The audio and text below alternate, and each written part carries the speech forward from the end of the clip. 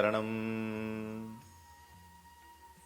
நமது பழனி போகர் சித்தாந்த சபையினுடைய வாட்ஸ்அப் நம்பருக்கு தொடர்ச்சியாக ஒரு நபரிடமிருந்து ஒரு செய்தி வந்துகிட்டே இருந்துச்சு. என்ன அப்படின்னு கேட்டீங்கன்னா, சபைக்கு வணக்கம், நான் தொடர்ந்து வாசி யோகம் 17 வருடங்களாக செஞ்சுக்கிட்டு இருக்கிறேன். வாசி மேலே ஏறி, அதாவது குண்டலினி மேலே ஏறி நெத்திக்கிட்ட நின்னுக்குச்சு, தலையில நின்னுக்குச்சு, கீழே இறங்க மாட்டேங்குது, அதுக்கு என்ன வழி அப்படின்னு சொல்லிட்டு என்னிடம் கேள்வி. ஒரு முறை அல்ல, இருமுறை அல்ல, தொடர்ந்து கேட்டுக்கிட்டே இருக்கிறாரு ஒரு அன்பர். கேள்விகள் வந்துகிட்டே இருக்குது. நாம பொதுவா நம்ம சபையினுடைய நேரடி பயிற்சிகளிலும் சரி, வீடியோக்கள்லையும் சரி, நம்ம என்ன பண்ணிருப்போம்னா, நம்ம சபைக்கு வாசி யோகமோ குண்டலினி யோகமோ தியானமோ தெரியுங்கிற வார்த்தையை பயன்படுத்த மாட்டோம். ஆனா அது சம்பந்தப்பட்ட விழிப்புணர்வு தகவல்களை நிறைய சொல்லிக்கிட்டே இருப்போம். அந்த நபர் என்ன கேட்கிறாருன்னா, 17 வருடங்களாக நான் வாசி யோகம் செய்யறேன், குண்டலினி யோகம் செய்யறேன், குண்டலினி மேல தலையில நின்னுக்குச்சு, உச்சியில நின்னுக்குச்சு, கீழே இறங்க மாட்டேங்குது, என்ன வழின்னு கேட்டார். இப்போ அப்படி ஒரு கேள்விக்கு நான் பதில் சொல்ற மாதிரி தான் நான் எப்படிப்பட்டவனா இருக்கணும், குண்டலினி மேல போயிருக்கணும், மேல போனது கீழே இறக்கி இருக்கணும், இறக்கி இருந்தா தான் ஆமாங்க இப்படி மேல போயிருக்குது, கீழே இறக்குறதுக்கு இப்படி செய்யணும்னு நான் சொல்ல முடியும். நமக்கு அது தெரியல அப்படின்னா நான் எப்படி சொல்ல முடியும்? நான் பதிலே சொல்லாம இருக்கும்போது அவர் ஒரு நாள் கோபப்பட்டு, என்ன ஒரு ரெஸ்பான்ஸே பண்ண மாட்டேங்கிறீங்க, ஒரு மனுஷன் கேள்வி கேட்டா கேள்விக்கு பதில் சொல்ல மாட்டீங்களா, நீங்களா என்ன சபை வச்சு நடத்துறீங்க, ஆச்சா பூச்சா நிறைய போட்டிருந்தார். அவர் போட்ட உடனே எனக்கு ஒரு அலர்ட்னஸ் வந்துச்சு. என்னடா அது, இவ்வளவு பெரிய உயர்ந்த சாதனை, குண்டலினிய மேல ஏத்தி கொண்டு வந்தது ஒரு அதீதமான சித்தர்களுக்கு பலகாலம் ஆராய்ச்சியில கண்டுபிடிச்ச ஒரு ரகசியம் ஒரு மனுஷனுக்கு மேல நின்றுச்சே, எப்படி இந்த மனிதனுக்கு சகிப்புத்தன்மை இல்லாமல் போச்சு, கோபம் வந்தது? என்னுடைய கேள்வி அங்கதான் வந்துச்சு. அவர் என்னுடைய ஞான கண்ணை திறந்து வச்சுட்டார்.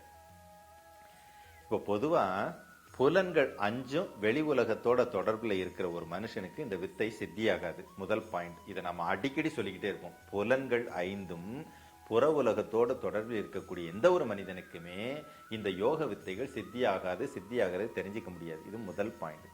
ரெண்டாவது, அதையும் தாண்டி அந்த மனிதருக்கு அந்த குண்டலினி மேலே ஏத்திட்டோங்கிற உணர்வு உண்மையிலே இருந்தா அவருக்கு என்ன நடந்திருக்கணும், குண்டலினி என்ற ஒன்றை ஒரு மனிதன் மேல கொண்டு போய் வைக்கிறாருன்னா மனம் என்ற ஒன்று அங்க அழிஞ்சிருக்குன்னு அர்த்தம், அந்த சுபாவம்ங்கிற ஒண்ணு அவருக்கு இல்லாம இருந்திருக்குன்னு அர்த்தம். எப்படி அவருக்கு கோபம் வந்துச்சு? எங்கேயாவது சித்தர்கள் சலனப்பட்டதை பார்த்திருக்கீங்களா? சலனப்பட்ட மாதிரி கதை வேணா கட்டுவாங்க. சித்தர்களுக்கு சலனமே இருக்காது. சலனம் மீன்ஸ் உணர்வுகள், உணர்ச்சிகளை வெளிக்காட்டவே மாட்டாங்க. நீங்க காரி அவங்க மூஞ்சில துப்புனாலும் சலனமே இல்லாம இருப்பாங்க, எட்டி உதைச்சாலும் சலனமே இல்லாம இருப்பாங்க, எத்தனை விதமான நிந்தனைகள் செய்தாலும் சலனமே இல்லாம இருப்பாங்க. காரணம், அந்த யோகத்தில் சித்தி அடைந்து விட்டதால். இங்க பாயிண்ட், அதை புரிஞ்சுக்கோங்க. அந்த யோகத்தில் உயர்நிலையை அடைந்து விட்டதால் சலனப்படவே மாட்டாங்க. ஒரு பூவை போல, ஒரு குழந்தையை போல சலனமே இல்லாம இருப்பாங்க. அதுதான் அந்த நிலை. வாசியில ஜெயிச்சிட்டேன், 17 வருஷம் பயிற்சி பண்ணேன், குண்டலினி மேல நின்னுக்குச்சு, என்கிட்ட பதில் வரலன்னு டென்ஷன். ஆகா, குண்டலினி மேல போயிடுச்சுன்னா டென்ஷன் ஆவாங்களா? இப்போ யூடியூப் எடுத்து பார்த்தீங்கன்னா நூற்றுக்கணக்கான பேர் வாசி யோகத்தையும் குண்டலினி யோகத்தையும் பற்றி அவங்களுக்கு தெரிஞ்ச அத்தனை விதமான விதயங்களும் பேசிப்பாங்க, சின்னவங்கலேருந்து பெரியவங்க வரைக்கும். அதில் எத்தனை சரி இருக்கும், எத்தனை தப்பு இருக்கும்? என்னைக்காவது சித்தர்கள் அதுக்கு சலனப்பட்டு பார்த்துருக்கீங்களா? அட பாவிகளா, நான் சொன்ன வித்தைகள் இப்படி தப்பு தப்பாக சொல்கிறீங்களே, யாராவது சொல்லியிருக்காங்களா? அடப்பாவி, நான் சொன்ன வித்தை இவ்வளோ அழகாக சொல்லிட்டே அங்கீகரிச்சிருக்கிறாங்களா? ஏனென்றால் சலனமே இல்லாமல் ஒரு சமாதி நிலையில இருக்க தெரிஞ்சவங்க தான் சித்தர்கள். நீங்க சமாதி நிலையை விட்டுருங்க, வாசி யோகத்துல சித்தி அடைஞ்ச நிலையை விட்டுருங்க, சாதாரண நிலையில் கூட இல்லை என்பதைத்தான் இது அடையாளம் காட்டுது. சாதாரணமான மனநிலை இருக்கக்கூடிய மனிதனுக்கே கோபங்கள் கிடையாது, அன்பு தான் மனசுல இருக்கும். மனித நிலையில் இருக்கிறவருக்கே. இதுதான் சித்தர்கள் சொல்ற உண்மையான மனிதனுக்கான அடையாளம். ஒரு மனிதன் மனிதனாக இருக்கிறாங்கிறதுக்கு அடையாளமே அவன் அன்புடையவனாக இருக்கிறான், கோபம் இல்லாமல் இருக்கிறான் அப்படிங்கிறதான். உங்களுக்கு கோபம் வருது, பொறாம வருதுன்னா நீங்க மனித நிலையிலேருந்து கீழான நிலைக்கு போயிட்டீங்கன்னு அர்த்தம். நீங்க எப்படி குண்டலினி மேலே ஏற்றி தலையில நிப்பாட்டினீங்கன்னு எனக்கு புரியல. அப்போ என்ன அர்த்தம்? ஒரு மிகப்பெரிய சாது இருக்கக்கூடிய ஒரு ஆசிரமம், ஹிமாலயம்னு வச்சுக்கோமே, அங்க போய் 2 பேர் என்ன பண்றாங்க, யோக வித்தையை கத்துக்க போறாங்க. என்ன வித்தைன்னா குண்டலினி வித்தையை கத்துக்கிறதுக்கு அங்க போயிடுறாங்க. போகும்போது கொஞ்ச நாள் ஆன உடனே 2 பேர் உட்காந்து தியானம் பண்ணிட்டு இருக்கிறாங்க.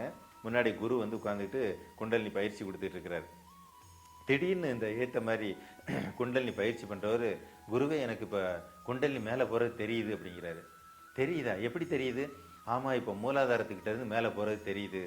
ஆகா, இப்ப குண்டலினி சுவாதிஷ்டானத்துக்கிட்ட வந்துருச்சு. ஆகா, இப்ப குண்டலினி மணிபூரகத்துக்கிட்ட வந்துருச்சு. இப்போ அநாகதத்திட்ட போகுது அப்படின்னு சொல்றாரு.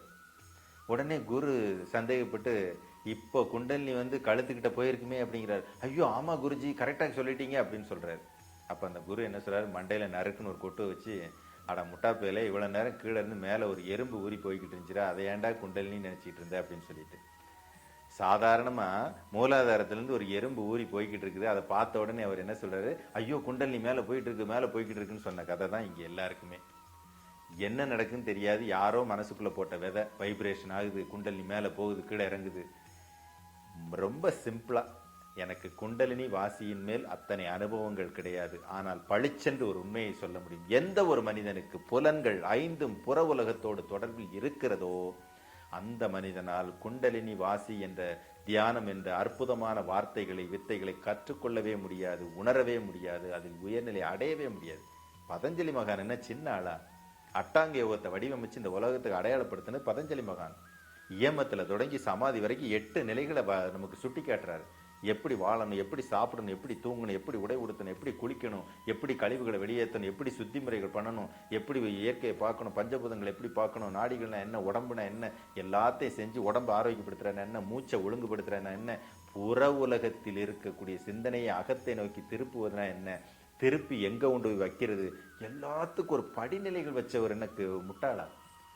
அவர் அதைத்தான் சொல்றாரு. இயமம் நியமம் இது ஒரு வகை, ஆசனம் பிராணாயாமம் இது ஒரு வகையான சித்தி.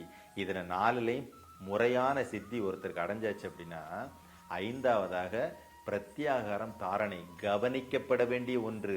பிரத்யாகாரம் வெளி உலகத்தை நோக்கி அலைந்து கொண்டிருக்கக்கூடிய புலன்களை உள்முகமாக திருப்புறதுக்குனே ஒரு நிலை வச்சிருக்கிறார். பிரத்யாகாரம் திருப்புனதை எங்க கொண்டு போய் சேர்க்கணுங்கிறதுக்கு ஒரு நிலை வச்சிருக்கிறார். தாரணை, தாரித்தல், ஒரு இடத்துல குத்தி நிக்கிறது.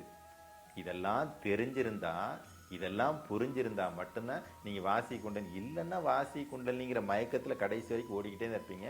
வாசி குண்டலினி தெரிஞ்சுக்கிட்டேங்கிற போர்வையில சாதாரணமா வீட்டுல வாசியோ குண்டலினியோ பண்ணும்போது குழந்தை விளையாடிக்கிட்டு இருந்தா நம்ம என்ன சொல்லுவோம், எருமை மாடுகளா, கொஞ்ச நேரம் தியானம் பண்ணலான்னு சொன்னா விடுறீங்களா, கொஞ்ச நேரம் அமைதியா இருக்க, கொஞ்ச நேரம் சத்தம் போடாம இருங்க.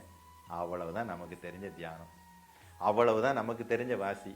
இல்ல அவங்க கத்துறதெல்லாம் கவனிச்சுட்டு அமைதியா இருக்கிற மாதிரி இருந்துட்டு கண்ணை திறந்த உடனே சொல்லுவோம், கொஞ்ச நேரம் அமைதியா இருக்கலாம்னு நினைச்சேன், உங்க முன்னால எல்லாம் இதெல்லாம் நடக்கிறதா.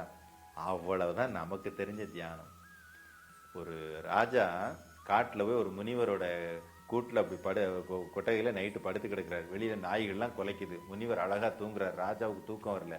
அப்போ முனிவர் கேட்கிறார், ஏயா அந்த நாய் சத்தத்துல நீ என்னையா இப்படி தூங்குற, நான் எனக்கு தூக்கமே வரல அப்படின்னு சொல்லும்போது அந்த முனிவர் சொல்றாரு, நாய் அதோட வேலையை பார்க்குது, நான் என் வேலையை பார்க்குறேன், நான் பாட்டு நிம்மதியை தூக்குறேன், நீ ஏன் நாயோட சத்தத்தை கவனிக்கிற, அது வேலையை பார்க்குதுன்னு விட்டுட்டு போக வேண்டியதானே.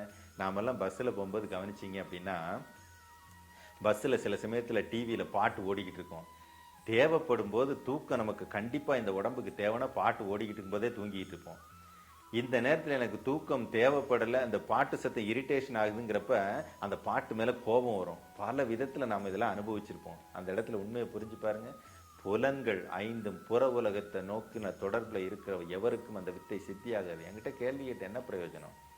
குண்டலினி மேலே போய் உட்காந்துருச்சுன்னு சொல்லி என்ன பிரயோஜனம்? குண்டலினி முதல்ல எப்படி கிளம்பும், எப்படி கிளப்பணும், அது எப்படி போகும், போனால் என்ன நடக்கும், இடையில எத்தனை இடத்துல தடை வரும், தடையை எப்படி உடைக்கும் போது நமக்கு என்ன நடக்கும், அது மேலே போயிருச்சுங்கிறது எப்படி தெரிஞ்சுக்கிறது, கீழே இறங்குதுங்கிறது எப்படி தெரிஞ்சுக்கிறது, மேலே போகுதுன்னா என்ன அர்த்தம், கீழே வருதுன்னா என்ன அர்த்தம், எதுவுமே தெரியாமல் நாம் எப்படி இதெல்லாம் பற்றி நம்முடைய விமர்சனங்களை நம்முடைய கருத்துக்களை சொல்ல முடியும்? மொத்தத்தில் சரியாக சொல்லணும் அப்படின்னா, குண்டலினியோ வாசியோ ஒருவருக்கு சித்தியாகிவிட்டது என்றால் அவர் சலனம் இல்லாத மகோ உன்னதமான நிலையில தான் இருப்பார். இங்க விமர்சனம் பண்ணிட்டு தெரியுறது. இப்போ ஒரு வீடியோ போட்ட உடனே நிறைய பேரோட வீடியோஸ் எடுத்து பார்த்தோம்னா, அவர் சரியா சொல்றாரு தப்பா சொல்றாரு, கீழே கமெண்ட் எடுத்தா போடா முட்டா பேலே, சித்தர்களை பத்தி தெரியாம நீ உளறிட்டு இருக்க, நீ பொய்காரன். இந்த விமர்சனங்கள் செய்யறவங்களுக்கெல்லாம் சித்த வித்தையை தெரிஞ்சுக்கிறதுக்கு தகுதியே கிடையாது. அவர் சரியா சொன்னாலும் அவர் தப்பா சொன்னாலும் அதை சலனமே இல்லாம கடந்து போறவங்களால மட்டும்தான் சித்த வித்தைகளை ரீச் பண்ணவே முடியும். சின்ன சின்ன விஷயங்களுக்கு சலனப்பட்ட நீங்க சித்த வித்தையை தெரிஞ்சவங்க, சித்த வித்தை உணர்ந்தவங்கன்னு சொன்னா இது உங்களுக்கே காமெடியா தெரியல? சித்த வித்தைகள் என்பது ஒரு அற்புதமான உணர்வு. அதை சரியா உணர தெரிஞ்சவங்களுக்கு மட்டும்தான் அந்த உணர்வு எப்படி இருக்குங்கிறத சொல்ல முடியாது, வார்த்தைகளை சொல்லவே முடியாது. நீங்க முதல்ல அந்த உலகத்துக்கு சரியா திரும்பி வாங்க. வந்தா மட்டும்தான் உயர்நிலைகளை உங்களால உணர முடியும். குருவே சரணம்.